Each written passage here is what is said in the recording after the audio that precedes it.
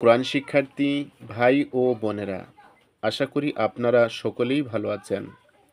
আজকের ভিডিওতে আমি সূরা আলে ইমরানের ৯৫ আয়াত থেকে ১০০ আয়াত পর্যন্ত তরজমা সহ সহিহ ও শুদ্ধ করে ধীরে ধীরে তেলাওয়াত করব ইনশাআল্লাহ। আউযু বিল্লাহি মিনাশ শাইতানির রাজীম। بسم الله الرحمن الرحيم.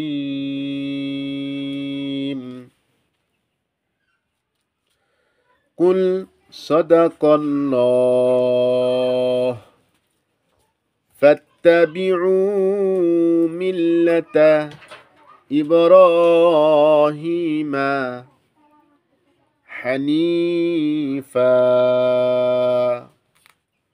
وما كان من المشركين.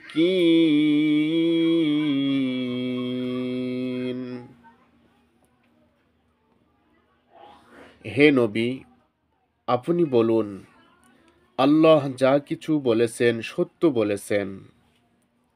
তোমাদের কি একমুখী হয়ে ইব্রাহিমের পথ অনুসরণ করা উচিত?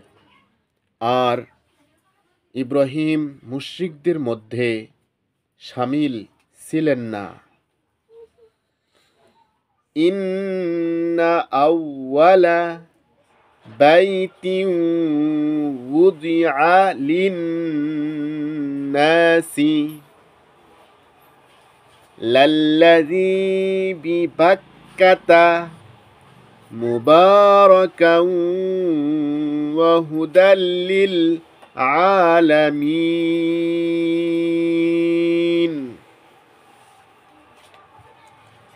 নিশ্চয় মানুষের জন্য প্রথম যে ইবাদত ঘর তৈরি হয় তা ওই ঘরই যা মক্কায় আছে। তাকে বরকত দান করা হয়েছিল এবং সকল দুনিয়াবাসীর জন্য হেদায়েতের কেন্দ্র বানানো হয়েছিল।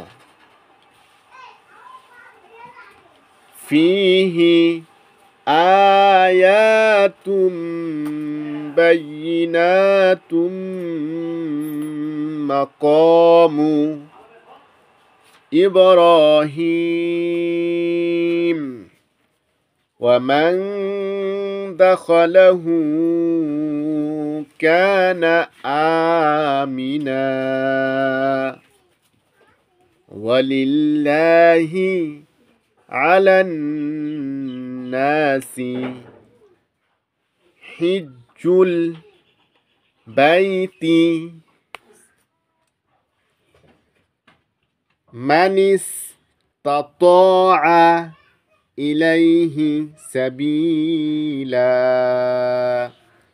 ওয়া মান কাফারা ফাইন্নাল্লাহা গনিয়্যুন আনিল আলামিন। এর মধ্যে স্পষ্ট নিদর্শনসমূহ ও ইব্রাহিমের ইবাদতের জায়গা রয়েছে। আর এর অবস্থা এমন যে এর মধ্যে ঢুকল সেই নিরাপদ হয়ে গেল। মানুষের উপর আল্লাহর এ অধিকার আছে যে এ ঘরে পৌঁছার ক্ষমতা রাখে সে যেন হজ করে।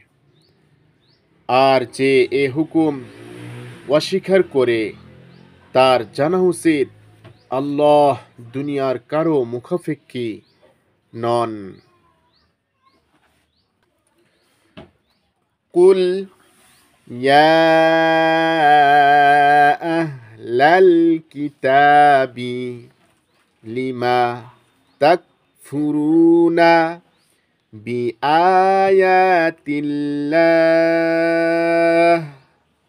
ওয়াল্লাহু শাহীদুন আলা মা তা'মালুন।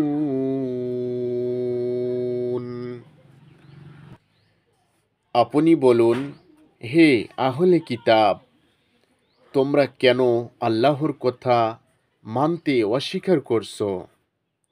তোমরা যা করছো তা আল্লাহ দেখছেন। কুল ইয়া আহলাল কিতাবি লিমা তাসুদ্দুনা আন সাবিলিল্লাহি মান আমানা তাবগুনাহা ইওয়াজাও ওয়া আনতুম শুহাদা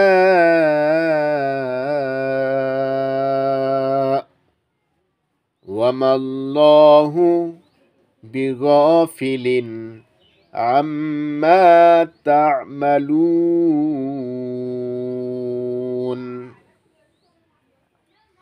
বলুন, হে আহলে কিতাব, এটা তোমাদের কেমন আচরণ যে যে আল্লাহর কথা মেনে চলে তাকেও তোমরা আল্লাহর পথে চলতে বাধা দিচ্ছ এবং তোমরা চাও যে সে যেন বাঁকা পথে চলে, অথচ তোমরা নিজেরাই সাক্ষী আছো আল্লাহ তোমাদের কার্যকলাপ সম্পর্কে অমনোযোগী নন।